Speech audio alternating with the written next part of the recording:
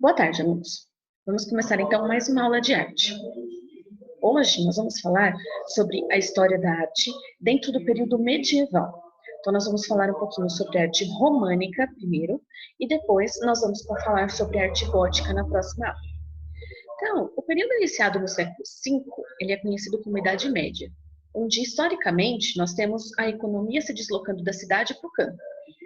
Como a situação era de muita pobreza, o campo das artes acabou não se desenvolvendo muito nesse período.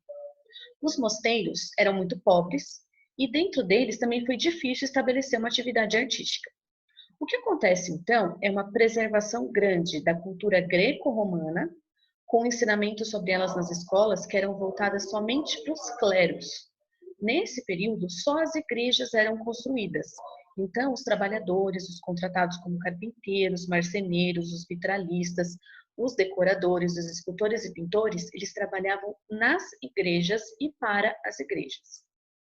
No ano de 800, Carlos Magno foi coroado imperador. Esse período é conhecido como Império Carolíngio. A partir disso, a situação cultural começou a mudar. Ele criou uma academia literária e desenvolveu oficinas onde eram produzidos objetos de arte e manuscritos ilustrados. Nessa época, não foram criadas obras monumentais, muito pelo contrário, elas sempre eram de tamanho reduzido na maioria das vezes. Em 814, com a morte do Carlos Magno, a corte deixou de ser o centro cultural do império e as atividades começaram a ser desenvolvidas dentro dos mosteiros, onde a ilustração dos manuscritos foi a mais desenvolvida. Os trabalhos das oficinas do Carlos Magno levaram os artistas da época a redescobrir a tradição cultural e artística do mundo greco e do mundo romano, o que foi decisivo para a arquitetura, porque acabou levando a uma criação de um novo estilo, principalmente na construção das igrejas, que ficou conhecido como românico. Românico justamente porque vem da arte romana. Falando um pouquinho sobre arquitetura, o termo românico se refere às obras arquitetônicas do século XI e XII, que se parecem muito com a construção dos antigos romanos. Eles usavam abóbadas, pilares que sustentavam essas abóbadas, e as paredes tinham aberturas estreitas que eram usadas como janelas. O primeiro aspecto que chama atenção nas igrejas românicas é o tamanho. Elas são sempre grandes e sólidas, e são conhecidas como fortalezas de Deus. Os românicos usavam um estilo de abóbadas de aresta, que seriam como as abóbadas de berço, só que apoiadas em pilastras. Isso fazia com que a sustentação ficasse mais leve e a iluminação interna das igrejas fosse bem maior. Como esse tipo de abóbada exige um plano quadrado, a nave das igrejas ficava dividida em setores quadrados, que é uma das características marcantes da arquitetura românica. Nós temos alguns modelos de igrejas românicas que estão na Rota dos Peregrinos. Durante a Idade Média, eram realizadas muitas peregrinações para lugares que eram considerados santos, e muitas das aldeias que ficavam nessas rotas construíram igrejas para acolher os peregrinos. Vamos conhecer algumas delas. A Basílica de Saint-Sernin, na cidade de Toulouse, na França, é uma delas. Para que os moradores da cidade assistissem aos ofícios religiosos sem que eles fossem perturbados pelos peregrinos que passavam por ali, entravam para visitar e conhecer as igrejas, essa igreja apresentava uma importante solução arquitetônica.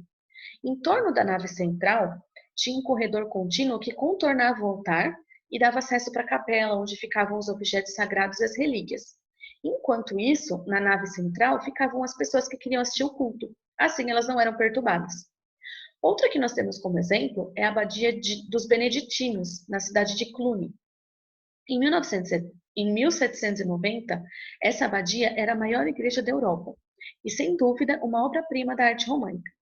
Mas, infelizmente, ela foi quase totalmente destruída. O que temos da cidade de Cluny é o mosteiro de Saint-Pierre, no trecho francês do caminho de Santiago para Compostela. A beleza de suas esculturas pode ser vista nos capitéis das colunas que cercam o claustro.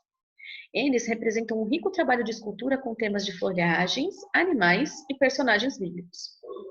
Nessa época da Idade Média, pouquíssimas pessoas sabiam ler e escrever. Então, a igreja recorria tanto à pintura quanto à escultura para narrar as histórias da Bíblia ou transmitir aos fiéis alguns valores religiosos. Um dos lugares muito usados para isso era o portal, na entrada do templo.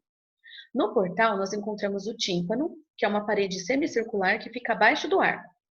O tímpano de Saint-Pierre tem quase 6 metros de diâmetro E ele apresenta um conjunto de figuras que representam Cristo em majestade, como narrado por São João Evangelista no Apocalipse.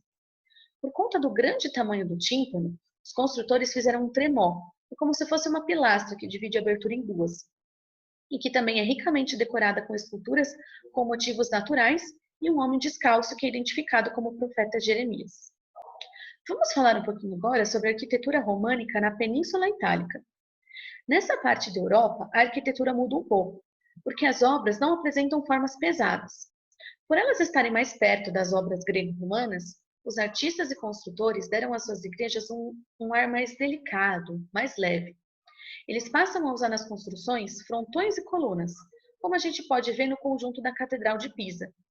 Na Península Itálica, os construtores costumavam erguer a igreja, o campanário e o batistério como edifícios separados.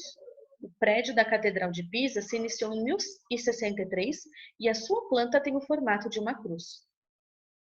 Dentro da pintura, nós temos os pintores românicos que eles não se caracterizam somente com a produção de telas pequenas, como foi dito no começo, mas também como verdadeiros muralistas.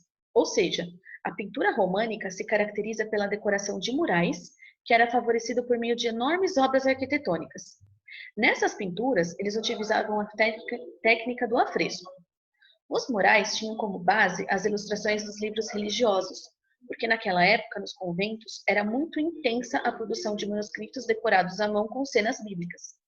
A maior parte da pintura é então voltada para cenas religiosas, como a criação do mundo, do ser humano, o pecado original, a Arca de Noé, símbolos evangelistas e Cristo em majestade. Esse mural, por exemplo, tem a figura de Cristo no centro, cercado por anjos. Ele expressa bem duas características essenciais da pintura românica: a deformação e o colorismo. Deformação, na verdade, traduz os sentimentos religiosos e a interpretação que o artista faz da realidade. A figura do Cristo, por exemplo, era maior que as demais. A sua mão e o seu braço estão como que num gesto de abençoar. Tem proporções exageradas para que esse gesto fosse valorizado por quem olha a pintura. Os olhos são bem abertos e expressivos, como se eles intensificassem a vida espiritual. E já o colorismo, ele se usa por meio de cores chapadas e uniformes. Então, os artistas não têm a preocupação com meios tons, jogo de luz e sombra, porque para eles não existe a menor intenção de imitar a natureza, e sim de representar a cena bíblica que eles estão colocando ali.